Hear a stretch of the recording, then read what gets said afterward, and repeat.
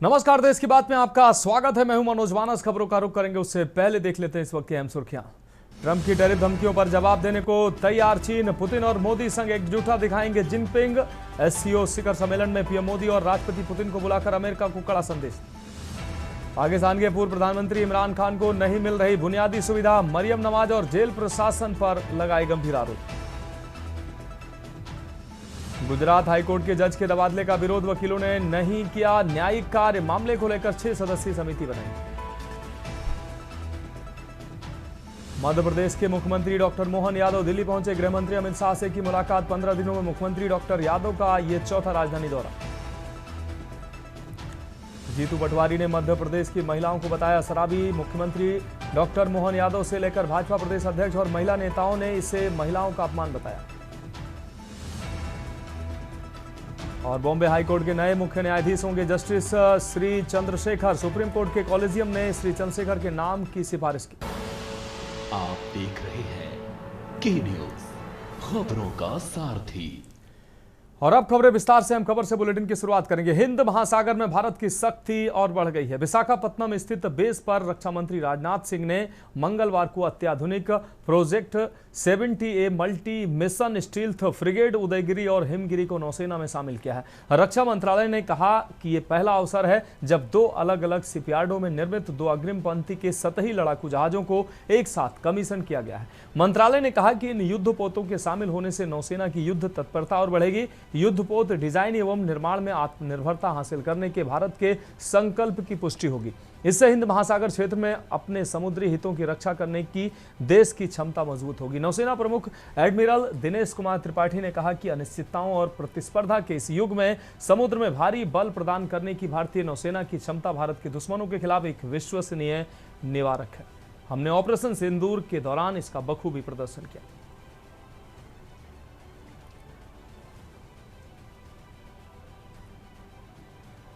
सज्जनों, जैसा कि आप सब जानते हैं, जीआरएससी द्वारा निर्मित हिमगिरी और एमडीएल द्वारा निर्मित उदयगिरी, ये दोनों अत्याधुनिक वारशिप्स हैं जिन्हें पूरी तरह भारत में ही निर्मित किया गया है। इन वारशिप्स के हथियार और सेंसर पैकेज इन्हें सागर का अजेय प्रहरी बनाते हैं। मुझे बताया गया है कि इन वारशिप्स में कई एडवांस कैपेबिलिटीज भी शामिल हैं। ये दोनों वारशिप लंबी दूरी तक मार करने वाली और surface to surface air missiles, supersonic BrahMos missile, स्वदेशी rocket launcher, torpedo launcher, combat management system और फायर कंट्रोल सिस्टम जैसे अत्याधुनिक और बेहद जरूरी सिस्टम से पूरी तरह लैस हैं। बढ़ेंगे अगली खबर की ओर। हरियाणा के भिवानी में आपको बता दें, शिक्षिका मनीषा बैरागी की संदिग्ध परिस्थितियों में हुई मौत के विरोध में जावरा में वैष्णव बैरागी समाज के साथ साथ अन्य हिंदू समुदायों ने भी प्रदर्शन किया। उन्होंने इस मामले की निष्पक्ष जांच की मांग करते हुए राष्ट्रपति के नाम एक ज्ञापन जावरा एसडीएम कार्यालय में बड़ावदा नायब तहसीलदार को सौंपा है। प्रदर्शनकारियों ने अपनी पीड़ा व्यक्त करते हुए कहा कि यह घटना केवल एक परिवार की नहीं बल्कि पूरे समाज की और ये एक महिला सुरक्षा पर गंभीर सवाल खड़े करती है। उन्होंने खेद जताते हुए कहा कि प्रशासन और कुछ राजनेता इस हत्या को आत्महत्या साबित करने की कोशिश कर रहे हैं।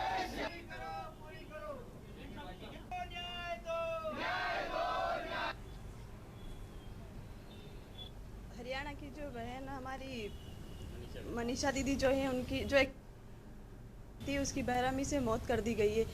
आज हम तो कई ज्ञापन दे चुके हैं। कई महिलाएं जो आज मतलब पीड़ित है उनके लिए कई ज्ञापन दे दिए। ज्ञापन ऐसे ही सड़ते रहते हैं, ना ही कभी किसी की मांग पूरी होती है।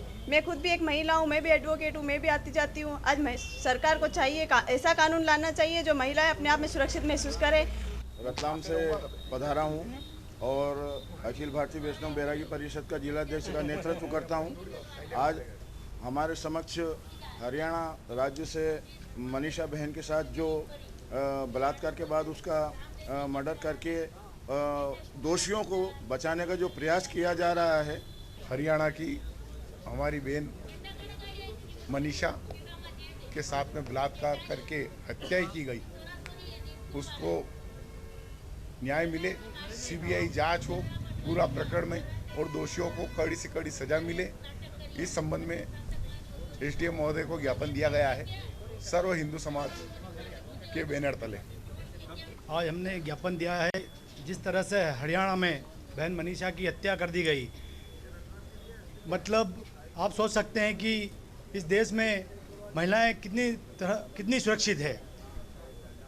आज जो इस तरह का माहौल इस देश में बना हुआ है, वाकई प्रश्न चिन्ह है, क्योंकि कहीं ना कहीं हमारी इस देश की सरकार, इस प्रदेश की सरकार को इन भ्रष्ट जो लोग हैं जो ये ऐसी घटना घटित करते हैं उन पर सख्त कार्रवाई होना चाहिए। मनीषा बहन के जो साथ घटना हुई है उसको लेकर यहाँ पर ज्ञापन दिया गया है और ज्ञापन में सख्त से सख्त सज़ा का जो है मांग की गई है कि जो भी दोषी हैं उनको सज़ा मिलनी चाहिए और ऐसी सज़ा मिलनी चाहिए कि दूसरी मनीषा के बारे में या किसी बहन के बारे में ये जो सोचने वाले लोग हैं ये भी थोड़ा सा ध्यान रखें। लेकिन जो बात है वो यहाँ ख़त्म नहीं होती है। आज पूरे केवल किसी एक स्टेट की बात नहीं करूँ, पूरे भारत में बढ़ेंगे अगली खबर की ओर। डिंडोरी जिले के करंजिया इलाके के आपको बता दें सोन तीरथ गांव में एक हाथी के हमले से एक ग्रामीण घायल हो गया। घायल व्यक्ति को इलाज के लिए अस्पताल में भर्ती कराया गया। ये गांव छत्तीसगढ़ की सीमा से सटा हुआ है और अचानक मार अभ्यारण्य के करीब है, जिस वजह से यहां अक्सर जंगली जानवरों की आवाजाही बनी रहती है। इस घटना ने गांव में दहशत का माहौल बना दिया है।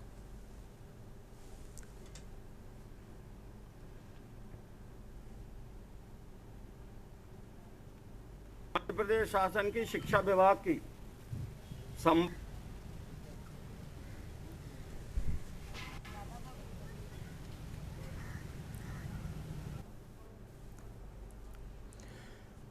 बढ़ेंगे अगली खबर की ओर। विदिशा से अगली खबर है, जहां आगामी 7 सितंबर से लेकर 12 सितंबर तक सिरोंज में होने वाले अंडर 19 स्टेट फुटबॉल चैंपियनशिप के लिए विधायक उमाकांत शर्मा एवं मध्य प्रदेश ओलंपिक संघ अध्यक्ष रौद्र प्रताप सिंह ने खेल ग्राउंड का निरीक्षण किया है व खामियों को दूर करने के लिए अधिकारियों को निर्देशित किया है। की शिक्षा विभाग की संभाग स्तरीय फुटबॉल प्रतियोगिता और राज्य स्तरीय फुटबॉल चैंपियनशिप प्रतियोगिता अंडर 19 वर्ष से कम छात्राओं के ये आयोजन होना है 7 तारीख से लेकर 12 तारीख तक सितंबर में। वो ग्राउंड है, ये स्टेट चैंपियनशिप के लिए बहुत अच्छा ग्राउंड है, पर्याप्त मैदान उसमें ज़मीन है और एक अच्छा ग्राउंड है। मेरे ख्याल से विदिशा जिले में इतना अच्छा मैदान कहीं नहीं है। Thank you sir. बढ़ेंगे अगली खबर की ओर। मंदसौर पुलिस को बड़ी सफलता हाथ लगी। आपको बता दें 15 अगस्त की शाम को दलोदा में हुई डकैती का खुलासा हुआ है। राजस्थान का अंतर्राज्यीय लुटेरा गैंग जिसको दबोचा गया है, लाखों का माल बरामद हुआ है। मंदसौर से ये अहम खबर सामने आई है। 15 अगस्त की शाम व्यापारी जो अपनी दुकान बंद कर जा रहे थे, मनोहर सोनी के साथ डकैती की वारदात हुई है। मंदसौर पुलिस ने पूरे मामले का खुलासा किया। पुलिस ने इस मामले में अंतर्राज्यीय सक्रिय बावरी गैंग के सदस्यों को पकड़ा है। जिले में थाना दलौदा क्षेत्र अंतर्गत 15 अगस्त की शाम में एक लूट की घटना घटित हुई थी, जिसमें एक सराफा व्यापारी है, उनके साथ जो सोने चांदी के ज्वेलर्स हैं वो लूट लिया गया था। इस पर तत्काल जो है दलौदा थाने पे अपराध पंजीबद्ध किया गया लूट की धाराओं के तहत। इसके बाद फिर जो है पुलिस के द्वारा 10 टीमें बनाई गई यहाँ एडिशनल एसपी मंदसौर और एसडीओपी जो मंदसौर उनके नेतृत्व में। तो इसमें जो 4 थाना प्रभारी और चौकी प्रभारी सब इंस्पेक्टर्स उनकी टीम बनाई गई। टोटल 200 से ऊपर सीसीटीवी फुटेज एनालिसिस के बाद पुलिस को फाइनली ये कंक्लूड हुआ कि कुख्यात जो पालिया नागौर के जो चोर और डकैती के जो गिरोह है उनका भूमिका है इसमें। बढ़ेंगे अगली खबर की ओर। देश भर में गणेश चतुर्थी की धूम मची हुई है। 10 दिवसीय गणेश उत्सव के लिए अंबिकापुर शहर के मूर्तिकार प्रतिमाओं को अंतिम रूप दे चुके हैं। पिछले कई वर्षों के बाद इस बार प्रतिमाओं की बुकिंग बढ़ने के साथ मूर्तिकारों में जबरदस्त उत्साह देखा जा रहा है। बड़ी बात यह है कि मूर्तिकारों के द्वारा जिला प्रशासन के द्वारा दिए गए निर्देशों का पालन किया गया है। जनभावनाओं को किसी प्रकार का ठेस न पहुंचे, ऐसी मूर्तियां बनाने के लिए सरगुजा जिला कलेक्ट्रेट के द्वारा मूर्तिकारों को निर्देश दिया गया था, जिसे देखते हुए मूर्तिकारों ने मूर्ति का निर्माण किया है। प्रतिकारों से खास बातचीत की हमारे सहयोगी दीपक कश्यप ने। मूर्तिकारों से ये खास बातचीत की हमारे संवाददाता दीपक कश्यप ने। मिट्टी लोकल मिट्टी भी रहता है, कलकत्ता वाला मिट्टी भी रहता है। फिनिशिंग वाला जो है कलकत्ता वाला मिट्टी रहता है, गंगा मिट्टी। और जो मोटा काम होता है ढांचा का, वो आपको लोकल मिट्टी से होता है। पूरा मटेरियल सब यही मिल जाता है? यही मिलता है, कलकत्ता से भी लाते हैं। साज वगैरह जो है, कपड़ा वगैरह, रंग पेंट सब कलकत्ता से आता है। हाँ तो जितने मूर्तिकार हैं सब कलकत्ता की रहते हैं? हाँ, अधिकतम कलकत्ता की है। 90% आप मान के चलिए कलकत्ता की है। कितनी मूर्तियाँ लगभग बनाते होंगे? कब से तैयारी चलता है? हम लोग को जनवरी महीने से, मतलब एक प्रकार से आप बोलते हैं 10-11 महीना तक हम लोग यह काम करते हैं। 1-1.5 महीना घर रहते बस।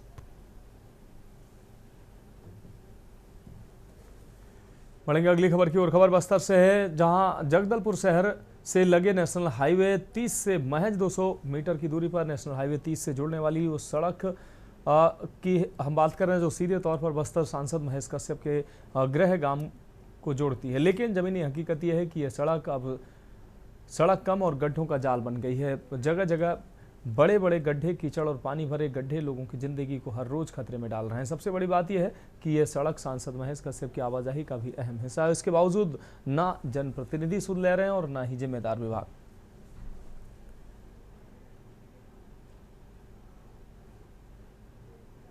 प्रदेश के मुख्यमंत्री जी ने सड़कों को सुधारने के लिए एक आदेश दिया था कि सड़कें चाहे शहर की या गांव की हो, सुधर जानी चाहिए। लेकिन इस वक्त मैं हूं जगदलपुर मुख्यालय में, जो कि बस्तर संभाग का मुख्यालय पड़ता है। और जरा पीछे से दिखाइए, इस वक्त मैं जहां से रिपोर्टिंग कर रहा हूं, ये सड़क के बीच में मैं हूं। और ये दिखाइए, ये जो है बड़े बड़े गड्ढे यहाँ पर हो गए हैं। किसी ने यहाँ पर इस प्रकार से मुरम का बड़ा बड़ा ढेला रख दिया है। और शाम रात जब तेज बारिश हो रही होगी और कोई आ रहा होगा, इन गड्ढों में गिर जाए, किसी का सर फट जाए या कुछ हो जाए, फर्क नहीं पड़ता।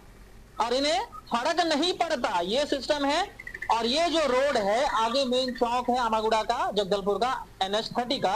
और यहाँ से भाजपा के सांसद जी यहाँ से रोज गुजरते हैं, महेश कश्यप जी।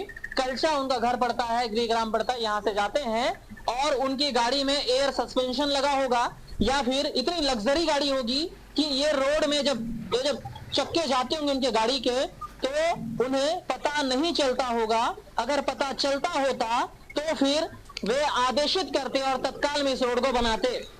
ये रोड जो है, ये रोड दिखा दो, ये देखो, कम से कम 1 फीट का गड्ढा ये है, इधर ये हाल है।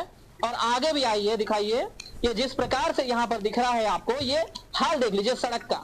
हमारे सड़क, भाई इधर आते, भैया 2 सेकंड रुक लो। ये जो सड़कें आपको दिख रही है, क्या लगता है इसमें अगर कोई गिर जाए तो उसका क्या होगा? मर जाएगा ना। ठीक है, तो ये जो सड़कें हैं जानलेवा हो चुकी है, जर्जर हो चुकी है, और जो है इसे सुधारने की आवश्यकता है। मैं इसलिए ज्यादा जोर दे के कह रहा हूं क्योंकि ये शहर से लगा हुआ है, शहर में है। इसीलिए अगर ये नहीं बनता है तो आप उम्मीद कर सकते हैं कि बस्तर की जो और जर्जर सड़कें हैं, क्या वो बन पाएगी? क्या सांसद जी इस रोड से जाते हैं, उन्हें दिखता है, क्या वो एक्शन करवाएंगे अधिकारी के ऊपर या इस रोड को बनवाएंगे? ये देखने का विषय है। तब तक के लिए नमस्कार, मैं हूं दिलीप गुहा, साथ में कैमरामैन कबीर, और आप देख रहे थे क्यू न्यूज इंडिया, खबरों का सारथी।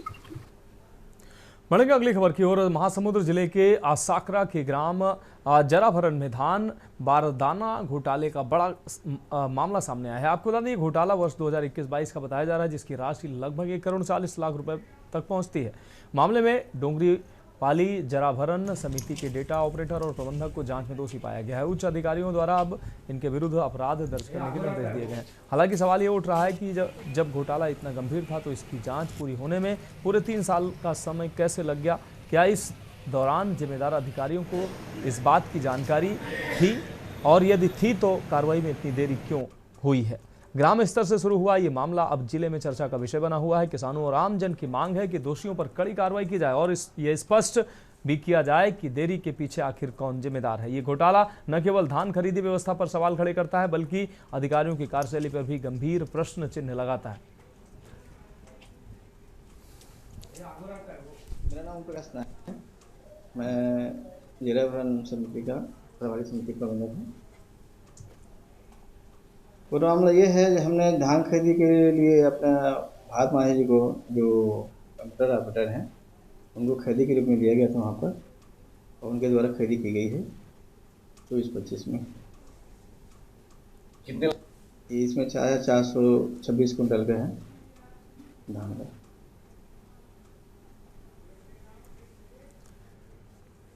फिलहाल खबरों में वक्त एक ब्रेक का है, जल्द हाजिर होंगे। आप देख रहे हैं के न्यूज, खबरों का सारथी। ब्रेक के बाद इसके बाद में एक बार फिर से आपका स्वागत है। रुक करेंगे अगले अहम खबर का। बीजापुर जिले में एक बड़ा रेस्क्यू ऑपरेशन हुआ है। यहां नगर सेना बीजापुर की रेस्क्यू टीम ने इंद्रावती नदी के मार्कापाल घाट पर स्थित एक टापू में फंसे एक व्यक्ति को सफलतापूर्वक बचा लिया है। जानकारी के अनुसार ये व्यक्ति नदी के बीचों बीच एक टापू पर फंसा हुआ था। बचाव दल ने तुरंत कार्रवाई करते हुए एक मोटर बोट की मदद से रेस्क्यू ऑपरेशन शुरू किया। टीम की तत्परता और कुशलता के कारण व्यक्ति को सुरक्षित बाहर निकाल लिया गया।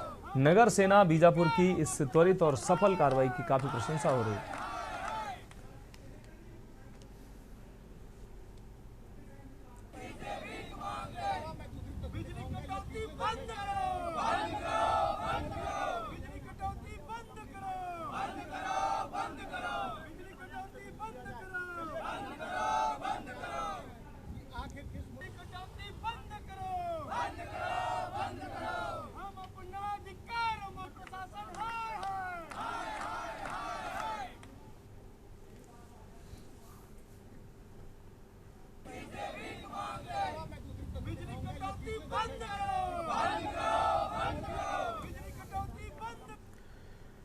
बेमेतरा जिला के सारदा अघोषित बिजली कटौती से परेशान है। किसानों ने सारदा सब स्टेशन का घेराव कर चक्का जाम किया है। जनपद पंचायत उपाध्यक्ष शुभम वर्मा के नेतृत्व में 8 गांव के किसानों ने प्रदर्शन किया। प्रदर्शन के दौरान तहसीलदार बिरला, आशुतोष गुप्ता, थाना प्रभारी एवं विद्युत विभाग के अधिकारी पहुंचे थे। करीब घंटे भर प्रदर्शन के बाद अधिकारियों की समझाइश के बाद किसानों ने अपना चक्का जाम खत्म किया है। प्रदर्शन में सारदा, सिंहदेही, जामगांव, देवरी सहित तमाम गाँव के किसानों ने स्टेशन का घेराव कर चक्का जाम किया।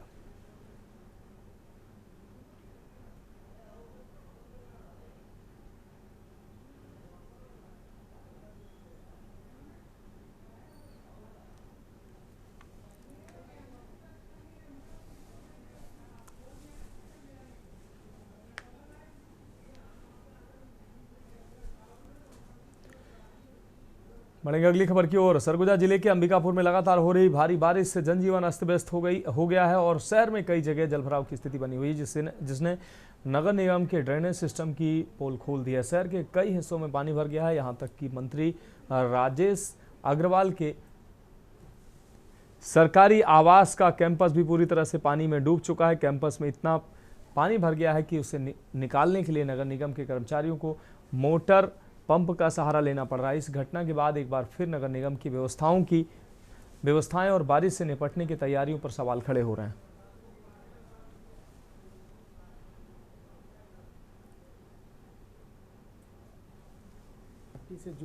मट्टी से काम करते हैं, मट्टी को चीज़ों को लेकर के, और गुरुजी भी मिट्टी से जुड़े हुए थे। जल, जंगल और ज़मीन की बात करते थे।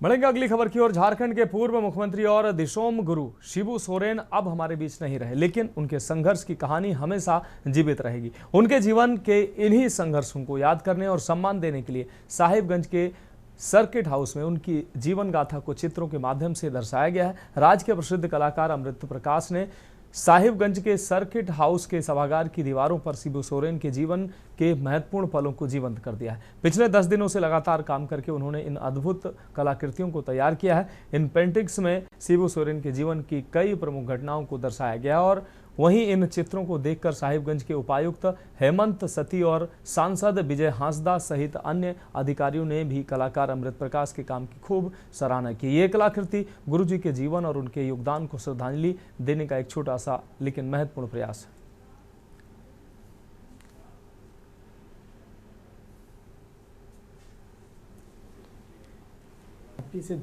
मट्टी से काम करते हैं, मट्टी को चीज़ों को लेकर के, और गुरुजी भी मिट्टी से जुड़े हुए थे, जल जंगल और ज़मीन की बात करते थे।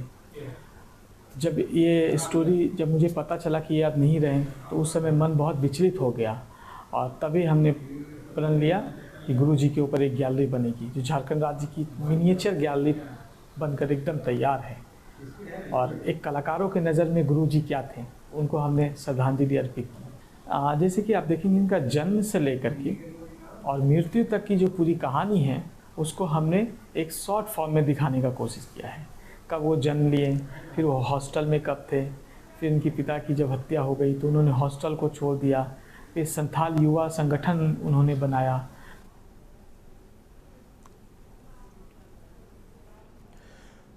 अब बढ़ेंगे अगली खबर की ओर। उत्तर प्रदेश के लखनऊ से अहम खबर। विधानसभा अध्यक्ष सतीश महाना से मिले हैं राज्यपाल। विधानसभा का राज्यपाल शिव प्रताप शुक्ल ने भ्रमण किया है। स्पीकर ने राज्यपाल शिव प्रताप शुक्ल का पुष्पगुच्छ भेंट कर अंगवस्त्र और स्मृति चिन्ह भेंट कर स्वागत किया है। हिमाचल के राज्यपाल ने की सतीश महाना से शिष्टाचार भेंट।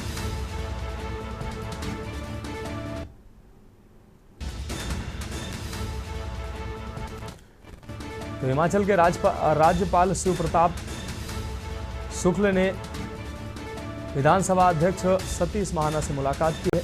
राज्यपाल विधानसभा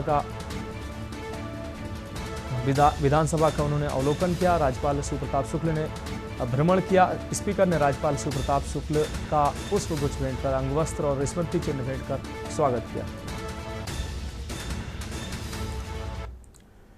फिलहाल खबरों में वक्त एक और ब्रेक का, जल्द हाजिर होंगे।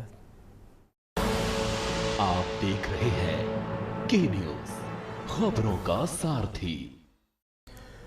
ब्रेक के बाद देश की बात में एक बार फिर से आपका स्वागत है। रुक करेंगे अगली अहम खबर का। लखनऊ से अगली अहम खबर, जहां शीघ्र लागू होगी यूपी इलेक्ट्रॉनिक्स घटक विनिर्माण नीति। यूपी बनेगा electronics manufacturing global centre. CM Yogi ने बात कही। $50 बिलियन उत्पादन का रखा गया है लक्ष्य। 10 लाख रोजगार के बनेंगे अवसर।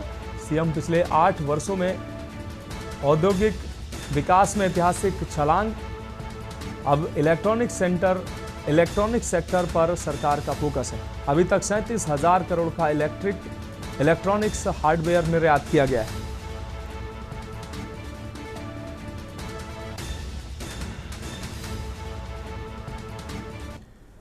अब बढ़ेंगे अगली खबर की ओर। कानपुर से अगली खबर, एक बार फिर ट्रेन को डिरेल करने की साजिश हुई है। पटरी पर लकड़ी की बेंच रखकर की गई साजिश। लकड़ी के बेंच होने से टला बड़ा हादसा। शरारती तत्वों ने ट्रेन को डिरेल करने की कोशिश की है। लोको पायलट ने ट्रेन रोककर जीआरपी को सूचना दी। मौके पर पहुंची जीआरपी व थाना पुलिस जांच में जुटी हुई। घटना देर रात्रि की बताई जा रही है। पुलिस ने मुकदमा दर्ज किया है। चौबेपुर थाना क्षेत्र के देदुपुर गांव का मामला है।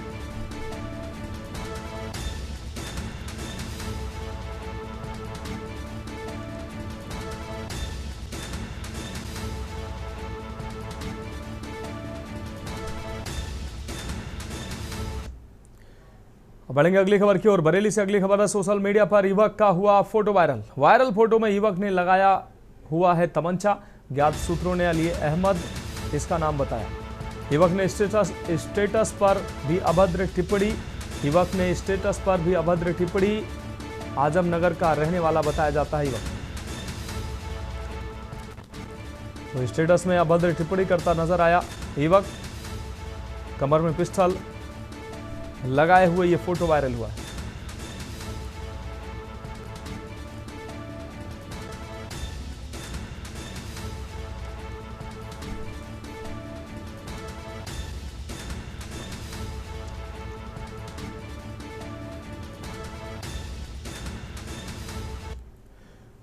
बढ़ेंगे अगली खबर की ओर। सुशांत गोल्ड सिटी थाने पर भारतीय किसान यूनियन का प्रदर्शन जारी है। कल अवैध कब्जा हटाने के दौरान किसान को थप्पड़ मारने वाले नगर निगम के नायब तहसीलदार पर मुकदमा दर्ज कराए जाने की मांग पर किसान अड़े हुए हैं।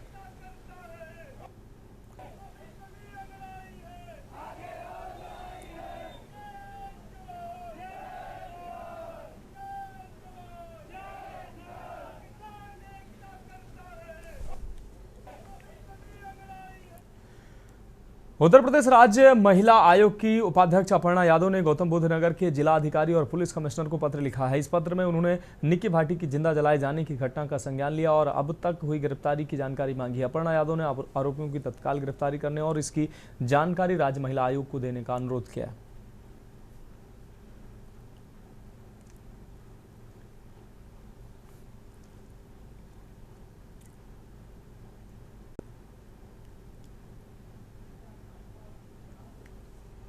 उत्तर प्रदेश की राज्यपाल आनंदीबेन पटेल से आज राजभवन में अंतरिक्ष यात्री एवं ग्रुप कैप्टन शुभांशु शुक्ला ने अपने परिवारी जनों के साथ शिष्टाचार भेंट किए। उन्होंने राजभवन स्थित गांधी जी की प्रतिमा पर पुष्प अर्पित किए। इस अवसर पर राज्यपाल आनंदीबेन पटेल एवं शुभांशु शुक्ला की मौजूदगी में डॉक्टर एपीजे अब्दुल कलाम प्राविधिक विश्वविद्यालय लखनऊ एवं सिटी मॉन्टेसरी स्कूल लखनऊ के मध्य वैज्ञानिक नवाचार के प्रसार हेतु समझौता हुआ।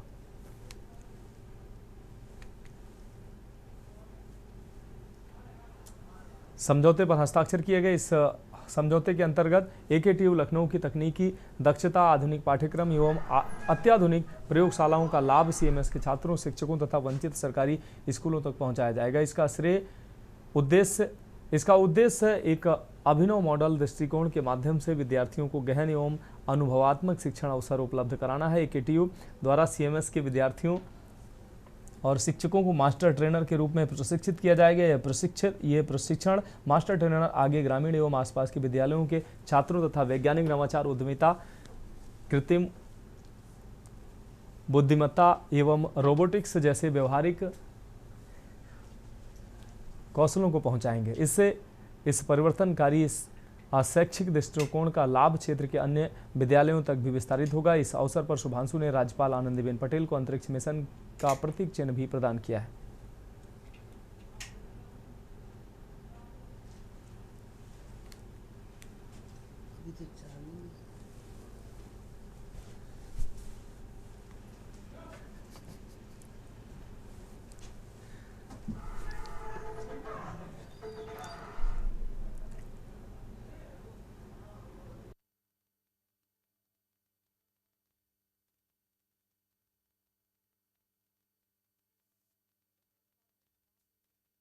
में समाजवादी अनोद रावत सहित सैकड़ों किसानों ने आज सुशांत गोल्फ सिटी थाने पर प्रदर्शन किया। यह प्रदर्शन कल मिर्जापुर गांव में नगर निगम और HCL चौकी पुलिस की संयुक्त टीम द्वारा एक किसान का कब्जा हटाने के प्रयास के विरोध में हो रहा है। किसानों का आरोप है कि इस दौरान नगर निगम के नायब तहसीलदार ने किसान राम मिलन रावत को थप्पड़ मारा, जिससे उसके कान से खून निकल आया। इसके अलावा HCL चौकी के एक पुलिसकर्मी पर भी किसान के साथ बर्बरता करने का आरोप है, जिसका वीडियो सोशल मीडिया पर वायरल हो रहा है। प्रदर्शनकारी मांग कर रहे हैं कि दोषी अधिकारियों और पुलिसकर्मियों के खिलाफ सख्त कार्रवाई की जाए। हालांकि खबर लिखे जाने तक कोई भी आला अधिकारी मौके पर नहीं पहुंचा था और इंस्पेक्टर भी नदारद थे।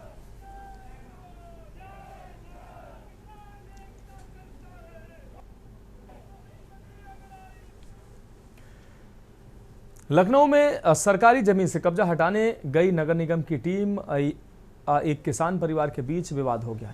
मोहनलालगंज के मस्ते मऊ गांव में 1 करोड़ रुपए की सरकारी जमीन पर कथित तौर पर अवैध कब्जा था। जब टीम इसे हटाने पहुंची तो किसान परिवार ने इसका विरोध किया। सोमवार को नगर निगम की टीम नायब तहसीलदार रत्नेश श्रीवास्तव के साथ अवैध अतिक्रमण को हटाने के लिए पहुंची थी। आरोप है कि इस दौरान नायब तहसीलदार ने किसान राम मिलन को थप्पड़ मार दिया, जिसके बाद किसान के कान से खून निकलने लगा। इसके बाद किसान परिवार की महिलाएं अधिकारियों और कर्मचारियों से भिड़ गईं।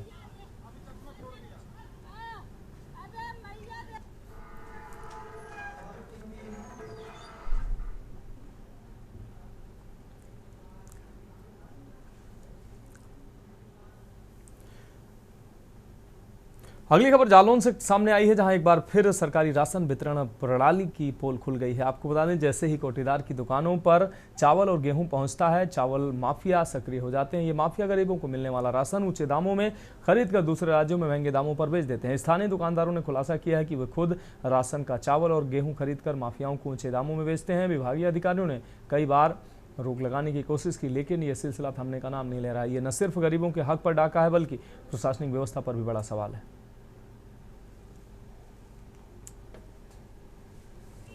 यूं तो यूपी गवर्नमेंट गरीबों को उत्थान को लेकर लगातार प्रयास कर रही है, लेकिन हम बात कर रहे हैं जालौन के उरई मुख्यालय की, जहां पे लगातार राशन माफिया चावल माफियाओं को चावल वितरण करने के बहाने से उन लोगों को चावल सप्लाई कर रहे हैं। देखना ये होगा आने वाले समय में किस तरीके से चावल माफियाओं पर कंस कसता है, कब इन पर कार्रवाई की जाती है, कब इन लोगों को पकड़ा जाता है, ये आने वाला वक्त बताएगा। बहरहाल जिस तरीके से रिपोर्ट निकल कर आ रही तो कहीं ना कहीं चावल माफिया गरीबों के निवाले पर अपना आका डाल रहे हैं। सामने ये आया है कि दुकानदार भी कहने पे मजबूर हो गए हैं कि किस तरीके से चावल माफिया चावल खरीद रहे हैं। अब देखना ये होगा कि ऐसे चावल माफियाओं पर कब कमान कसती है, ये आने वाला वक्त बताएगा। कैमरा पर्सन मनीष पांडे के साथ माजिद अरमान, के न्यूज जालौन। बढ़ेंगे अगली खबर की ओर। नोएडा में ई साइकिल परियोजना फेल हो गई है, जिससे जनता को काफी निराशा हाथ लगी है। परियोजना जिसका उद्देश्य शहर में परिवहन को आसान और पर्यावरण के अनुकूल बनाना था, 2 साल से ज़्यादा समय बीत जाने के बाद भी शुरू नहीं हो पाई है। ये परियोजना 17 अप्रैल 2023 को नोएडा प्राधिकरण के स्थापना दिवस पर शुरू की गई थी। इतने समय बाद भी ये पूरी तरह से चालू नहीं हो पाई है। नोएडा ट्रैफिक सेल के अधिकारी इस मामले पर कुछ भी कहने को तैयार नहीं है। वे अभी तक इस एजेंसी पर भी कोई कार्रवाई नहीं कर पाए हैं जिससे ये काम सौंपा गया था। आरोप है कि प्राधिकरण के जूनियर इंजीनियर से लेकर सीनियर मैनेजर तक किसी ने भी परियोजना की हकीकत जानने की कोशिश भी नहीं की। एजेंसी और प्राधिकरण के कर्मचारियों की मिलीभगत से इस परियोजना पर बुरा असर पड़ा। इस परियोजना के लिए कुल 62 साइकिल स्टैंड बनाए गए थे, जिन पर 2 करोड़ की लागत आई थी। यह दुर्भाग्यपूर्ण है कि जनता के पैसे से बनी ये परियोजना आज तक अधूरी है और इसका लाभ लोगों को नहीं मिल पाया है। नोएडा प्राधिकरण में जांच ही उठाई जाती है, जब कोई काम नहीं होते तो बाद में बैठा दी जाती हैं। जिस वक्त किसी को भी टेंडर दिया गया था ई साइकिल चलाने का, पब्लिक में जागरूकता भी थी, पब्लिक चाहती भी थी चले, लेकिन कहीं साइकिल चलती नज़र नहीं आई किसी भी क्षेत्र में। हम लोग जाते हैं तो कहीं भी देखते हैं तो साइकिल चलती नज़र नहीं आती, जबकि साइकिल चलाने का मतलब है कि साइकिल चलनी चाहिए, दिखनी चाहिए, नोएडा की जनता को उसका लाभ मिलना चाहिए। लेकिन नोएडा की जनता को साइकिलों का लाभ नहीं मिल पाया और इस केवल प्राधिकरण ने टेंडर दे दिया, पैसे खर्च कर दिए, स्टैंड बनवा दिए, खाली स्टैंड पड़े हैं।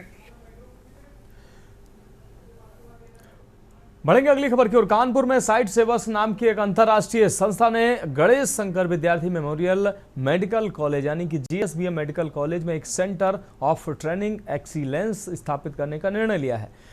इस पहल का उद्देश्य मेडिकल छात्रों को बेहतर प्रशिक्षण देना और आवश्यक उपकरण व अन्य सामान उपलब्ध कराना है ताकि मरीजों को उच्च गुणवत्ता का इलाज मिल सके। ये परियोजना इसलिए भी महत्वपूर्ण है क्योंकि साइट सेवर्स ने पहली बार उत्तर प्रदेश सरकार के साथ सीधे तौर पर भागीदारी की। इससे पहले ये संस्था निजी गैर सरकारी संगठनों के साथ मिलकर काम करती थी। इसी वजह से उन्होंने अपने काम के लिए कानपुर के मेडिकल कॉलेज को चुना। ये कदम मेडिकल छात्रों की शिक्षा को बेहतर बनाने के साथ साथ मरीजों के लिए भी फायदेमंद साबित होगा।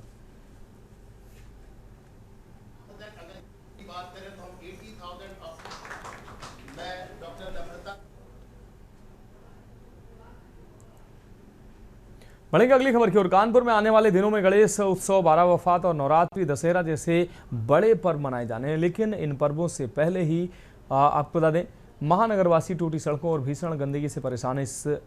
इसी मुद्दे को लेकर समाजवादी पार्टी के पदाधिकारियों ने नगर निगम के खिलाफ मोर्चा खोल दिया है और ज्ञापन सौंपकर कार्रवाई की मांग की है। त्योहारों की आहट के बीच कानपुर महानगर की तस्वीर बिल्कुल चिंताजनक है। नगर निगम की लापरवाही से शहर के 88 वार्डों की 5000 से ज़्यादा सड़कों पर गड्ढे बन गए हैं। इन गड्ढों के कारण आए दिन दुर्घटनाएं हो रही हैं। इसके साथ ही जगह जगह फैली गंदगी से लोग बेहाल हैं। इन्हीं जन समस्याओं को लेकर समाजवादी पार्टी महानगर अध्यक्ष फजल महमूद के नेतृत्व में पदाधिकारियों और PDA संयोजक का एक प्रतिनिधि मंडल नगर आयुक्त को ज्ञापन सौंपने पहुंचा।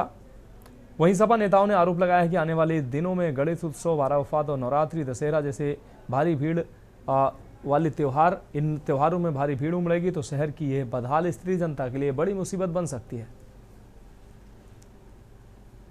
आने वाले त्यौहार जो गणेश पूजा कल से शुरू हो रही है। संजय सिंह सेंगर, महासचिव समाजवादी पार्टी कानपुर महानगर। आज हम लोग जो नगर आयुक्त जी को ज्ञापन दिया है इस संदर्भ में कि गणेश उत्सव शुरू हो रहे हैं, गणेश पूजा शुरू हो रही है, 12 वफात है, नवरात्रि है, दशहरा है। इसके अंतर्गत चारों तरफ जो रामलीला मैदान है जहां गणेश पंडाल लगते हैं उसके अगल बगल साफ सफाई की व्यवस्था करी जाए, क्योंकि बरसात के कारण चारों तरफ गंदगी और कीचड़ फैला हुआ है। देखिए, गणेश महोत्सव और 12 वफात का जो जुलूस है उसको लेके ज्ञापन दिया गया है। उसमें सभी आवश्यक व्यवस्थाएं जिसमें रोड है, पैचवर्क है, लाइटिंग है, साफ़ सफाई है, चूने का छिड़काव है, निराश्रित गौवंश का संरक्षण है। इन सभी कार्यों में मैंने संबंधित अधिकारी को निर्देश दे दिए हैं। सभी व्यवस्था अगले 3 दिन में सुचारू रूप से हम करा देंगे। गाजीपुर जनपद में गंगा नदी के उफान ने 100 से अधिक गांव के सैकड़ों बीघे जो फसलें हैं उनको जलमग्न कर दिया। धान, गन्ना और अन्य फसलें पूरी तरह से नष्ट हो गई हैं, जिससे किसानों की साल भर की मेहनत और निवेश पानी में बह गया है। अब आपदा विभाग ने नुकसान का सर्वे शुरू कर दिया है। एडीएम दिनेश कुमार के अनुसार लेखपालों द्वारा खेतों का आकलन किया जा रहा है। शासन ने मुआवजे की दरें तय कर दी हैं। चिंतित क्षेत्र के लिए आपको बता दें, सिंचित क्षेत्र के लिए 17,000 रुपये और असिंचित क्षेत्र के लिए 8,500 रुपये प्रति हेक्टेयर अब तक तय किया गया है। अब तक 1053 खेतों का सर्वे पूरा हो चुका है। सर्वे डेटा को कृषि निवेश पोर्टल पर अपलोड किया जा रहा है ताकि मुआवजा वितरण में पारदर्शिता बनी रहे। प्रशासन ने आश्वासन दिया है कि कोई भी प्रभावित किसान मुआवजे से वंचित नहीं रहेगा।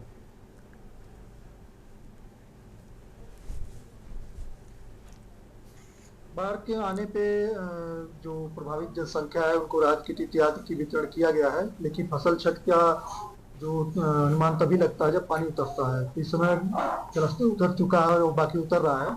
जैसे जैसे खेत खाली हुए हैं उसको हम सर्वे करा करके जहाँ जहाँ जिन घाटों पर फसल लगाया गया था और उसमें नुकसान हुआ है उसको हम कृषि निवेश पोर्टल पे दर्ज करते जा रहे हैं। बढ़ेंगे अगली खबर की ओर। जौनपुर के जमालापुर रामपुर थाना क्षेत्र के बनीडीह गांव में बीती रात अज्ञात शरारती तत्वों द्वारा बाबा साहब भीमराव अंबेडकर और महात्मा बुद्ध की प्रतिमाओं को क्षतिग्रस्त कर दिया गया। सुबह जब ग्रामीणों ने टूटी प्रतिमाएं देखी तो आक्रोश फैल गया। बड़ी संख्या में लोग घटना स्थल पर जुटे और दोषियों के खिलाफ सख्त कार्रवाई की मांग करने लगे। प्रशासन ने तत्काल मूर्तियों की मरम्मत का आश्वासन दिया। पुलिस ने अज्ञात आरोपियों के खिलाफ एफआईआर दर्ज कर जांच शुरू कर दी है।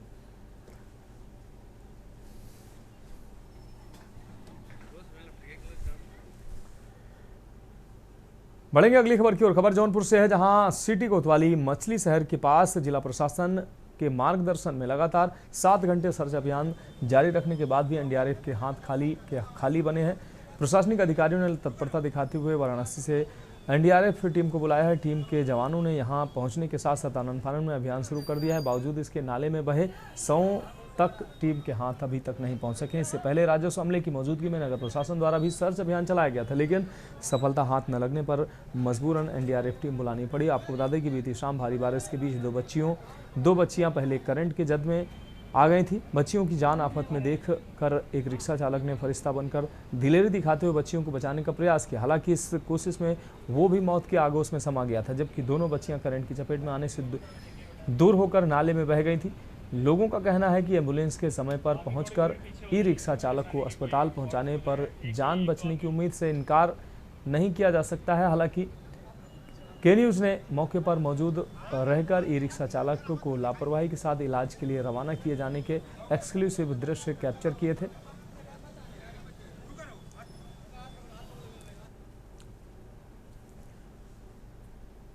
बढ़ेंगे अगली खबर की ओर। कनौज के इंदरगढ़ थाना क्षेत्र के आपको बता दें भूडपुरवा गांव से एक हैरान करने वाली घटना सामने आई है। बड़े भाई ने अपनी शादी तक त्याग कर दिन रात मेहनत करके छोटे भाई को अफसर बनाया, लाखों का कर्ज लेकर उसकी पढ़ाई कराई, लेकिन अफसर बनते ही छोटे भाई ने रिश्तों को ठुकरा दिया।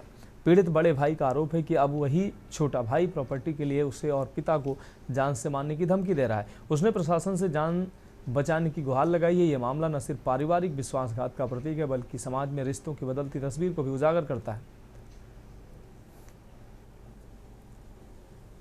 सर मामला ये था कि 2001 में सर मेरे घर की स्थिति खराब थी, तो ये 2001 में नवोदय विद्यालय में आए थे। प्रिंसिपल साहब का एडमिशन नहीं कर रहे थे, तो पापा जी को हाई कोर्ट जाना पड़ा। हाई कोर्ट जाने के लिए पूरी ज़मीन में लोन लेना पड़ा उनके लिए। उस समय 60,000 रुपये लोन लिया गया। तो मैं उसी 2000 इनकी हाई कोर्ट में इनकी पढ़ाई के लिए एडमिशन नहीं हो रहा था, ये नवोदय विद्यालय में प्रवेश के लिए। फिर तो सर मेरे बाबा ने ये कहा था कि तुम्हें 5 बीघा अतिरिक्त ज़मीन मिलेगी, लेकिन उस समय मेरे पापा जी बीमार रहते थे।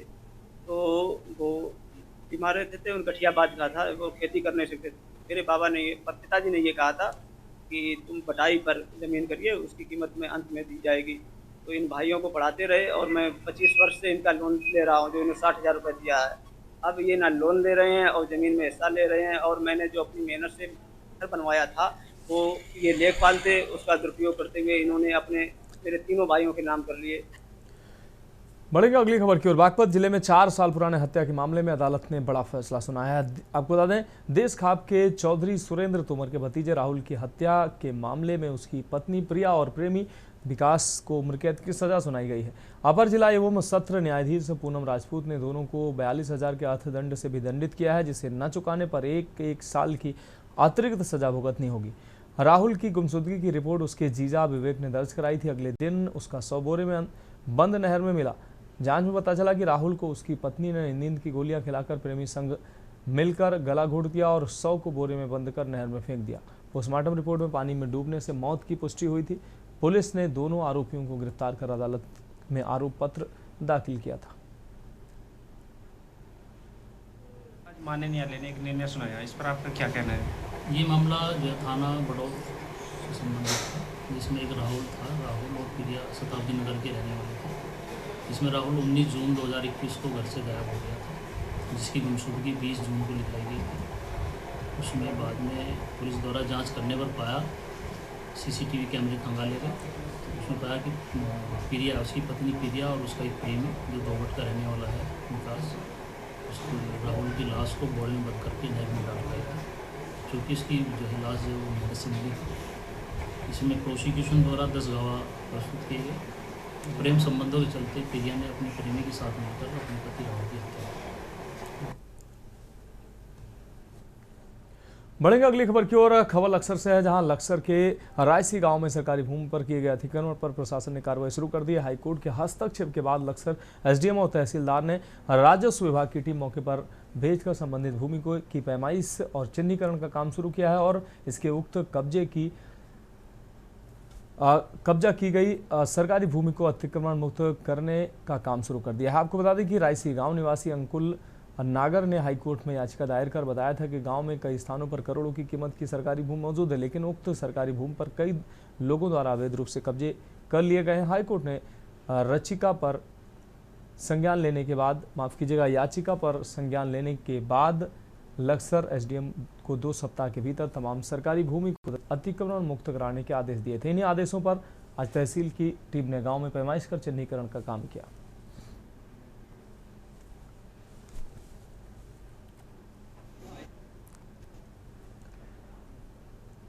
रुड़की के पिरान कलियर सालाना उर्स की सुरक्षा व्यवस्था को चुस्त दुरुस्त रखने के साथ ही नशे के खिलाफ चलाए जा रहे अभियान में थाना पिरान कलियर पुलिस को बड़ी सफलता हाथ लगी है। पुलिस ने 2 नशा तस्करों को तकरीबन 6 लाख रुपए की कीमत की 129 ग्राम स्मैक के साथ गिरफ्तार किया। रुड़की कोतवाली में पत्रकारों से बात करते हुए एसएसपी हरिद्वार प्रवीण सिंह डोभाल ने बताया कि कलियर पुलिस टीम क्षेत्र में चेकिंग कर रही थी। इस बीच मुखबिर ने पुलिस को सूचना दी 2 व्यक्ति कांवड़ पटरी मार्ग से कलियर की ओर आ रहे हैं। पुलिस टीम ने दोनों व्यक्तियों को कुछ दूरी पर पकड़ लिया और उनकी तलाशी लेने पर उनके पास 129 ग्राम स्मैक बरामद की गई, जिसकी कीमत अंतर्राष्ट्रीय बाजार में 6 लाख रुपए बताई जा रही। दोनों आरोपियों का नाम इमरान खान और तस्लीम बताया जा रहा है, जो बरेली उत्तर प्रदेश के रहने वाले हैं। पुलिस ने दोनों के खिलाफ एनडीपीएस एक्ट के अंतर्गत मामला दर्ज कर न्यायालय पेश किया है।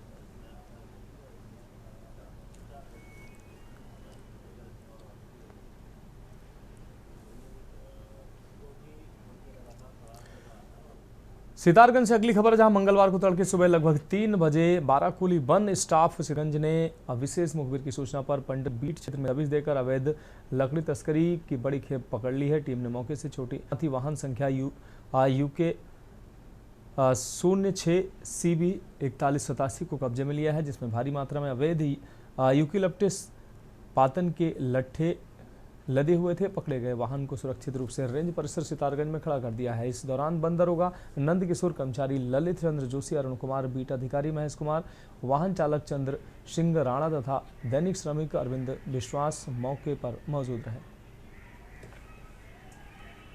यहाँ पर हमारी तो उसमें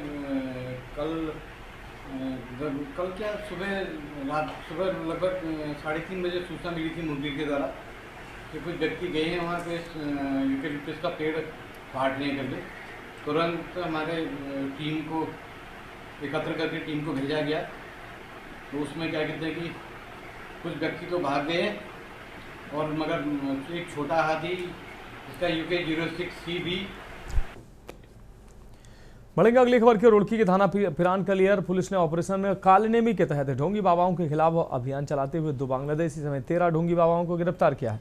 बांग्लादेशी बाबा नाम बदलकर क्षेत्र में अवैध तरीके से रह रहे थे। रुड़की की सिविल लाइंस कोतवाली में पत्रकारों से वार्ता करते हुए एसएसपी हरिद्वार प्रवीण सिंह डोभाल ने बताया कि ढोंगी बाबाओं को बेनकाब करने के लिए एक ऑपरेशन कालनेमी अभियान चलाया जा रहा है। इस अभियान के तहत सालाना उर्स मेला कलियर क्षेत्र में दरगाह पुलिस ने अभियान चलाया, जिसमें दरगाह के पास भगवा वेश बनाकर घूम रहे 13 संदिग्धों से पूछताछ के लिए हिरासत में लिया गया।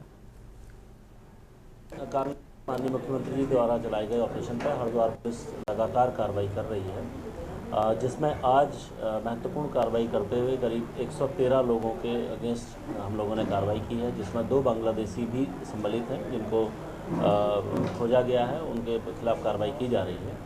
अब तक ऑपरेशन कालनेमी में टोटल करीब 4,500 लोगों से ऊपर का वेरिफिकेशन पुलिस के द्वारा किया गया है। बढ़ेंगे अगली खबर की ओर। खबर गदरपुर से, जहां जर्जर भवन और बुनियादी सुविधाओं के अभाव में राज्य की प्राथमिक विद्यालय मोतीपुर नंबर 1 में छात्र छात्राओं की संख्या लगातार घट रही है। बंदी के कगार पर पहुंचे इस विद्यालय में बच्चों की संख्या 30 से घटकर मात्र 4 रह गई। 80 के दशक में बने राजकीय प्राथमिक विद्यालय मोतीपुर नंबर 1 में 3 कक्ष में से 2 कक्ष पूरी तरह से जर्जर हो गए। दीवार व छत से प्लास्टर गिर रहा है, बरामदे की छत से सरिया निकल रही है। वर्तमान में एक ही कक्षा में विद्यालय का कार्यालय व बच्चों की पढ़ाई हो रही है। जर्जर भवन के कारण अभिभावक बच्चों को दूसरे विद्यालय में पढ़ने के लिए मजबूर हो रहे हैं और सरकार शिक्षा का हाईटेक सपना दिखा रही, लेकिन राजकीय प्राथमिक विद्यालय मोतीपुर नंबर 1 सरकार के दावों की जमीनी हकीकत बयां कर रहा है। पहले तो किसी जमाने में हमारे बहुत बच्चे हुआ करते थे, 100 सवा बच्चे हुआ करते थे। आजकल धीरे धीरे बच्चे चले गए, यहाँ पढ़ते नहीं है। इस गांव के बच्चे चंदननगर जाकर पढ़ते हैं। हो सकता कोई त्रुटि हो, टीचर में कोई त्रुटि या कोई ना कोई त्रुटि हो, तो ये बच्चे कम हो गए। यहाँ पे कुल 6 बच्चे इस टाइम 6 बच्चे पढ़ रहे हैं प्राइमरी स्कूल में। बाकी कुछ प्राइवेट स्कूल में चले गए, कुछ चंदननगर स्कूल में जाके पढ़ते हैं प्राइमरी में। यहाँ पर सरकार की व्यवस्था हमारी स्कूलों को लगातार जो है शुद्धिकरण किया जा रहा है, अच्छी बेहतर व्यवस्था की जा रही है। जहाँ तक मोतीपुर नंबर 1 की बात है, वहाँ पे केवल 4 बच्चे इस समय पंजीकृत है और 1 कक्षा तक पूरी तरह से सही है। जो 2 कक्षा का इसकी बात आप कर रहे हैं, वो जीसी में उसमें किसी भी तरीके की कोई भी पठन पाठन की व्यवस्था नहीं हो रही है। अगर एसएमसी सहमत होती है तो हो सकता है कि इनको हम जो है नजदीकी विद्यालय जो चंदननगर विद्यालय, इस विद्यालय में हम इसमें भेज सकते हैं। फिलहाल तो इसके बाद में अभी के लिए मेरे साथ इतना ही। मुझे दीजिए इजाजत और आप देखते रहिए के न्यूज़ इंडिया। आप देख रहे हैं के न्यूज़, खबरों का सारथी।